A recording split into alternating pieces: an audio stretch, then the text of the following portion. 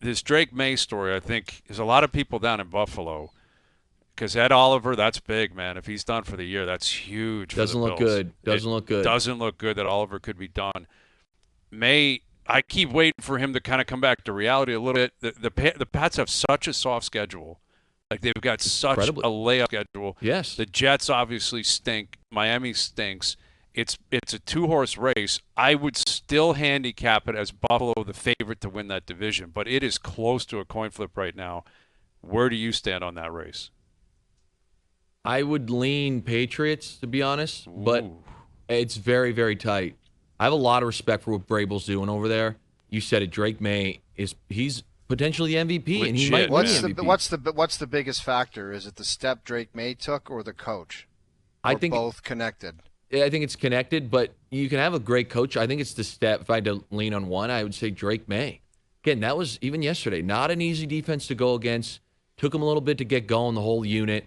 And all of a sudden, they're ripping around. And Vrabel is a defensive guy. He's going to have that unit playing tough defense. They're going to be a hard team to beat week in and week out. And I do like the weapons offensively. Are they my favorite unit in the league? No. But Diggs has certainly turned back the clock. He's looked very good. There's been moments, especially against the Bills a couple weeks back, where he's looked incredible. They're two tight ends. It doesn't get much better than that. They got Hooper as the backup and Hunter Henry. They don't use him a ton, but still, I would say a premier pass-catching guy. And then they've got kind of a crew of guys that are playing fundamentally sound. Somewhat of the Patriots of old here, And McDaniels is still running the offense there, right? And it looks very, very smooth. Again, I tipped my cap yesterday to the Bills, not trying to take anything away from them. And, the Hoyt, obviously the Canadian guy coming off the suspension, looked great.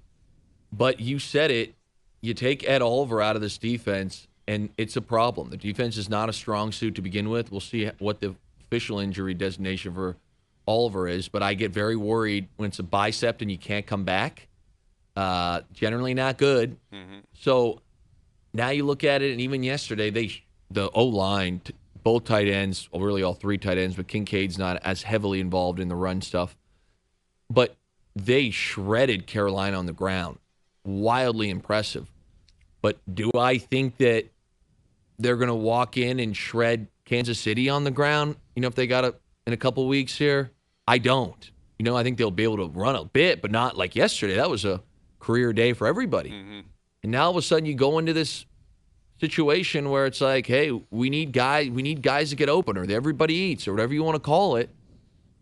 And like Keon Coleman was, another day where he's kind of you didn't really exist out there for very much of the game. Couple catches in the second half, excuse me. Kincaid didn't have a great one. Shakir's been kind of their safety blanket, but who's the guy they rely on? And the reality is, if the Bills want to make a run, it's the same thing we've been saying for the last 5 years. Josh has got to be Superman, which he can be. He's electric. The guy's one of the best players of all time right now. Okay, but talent-wise, but it's just not my favorite way to go into games, basically saying, hey, our defense is thin. It's not an elite unit.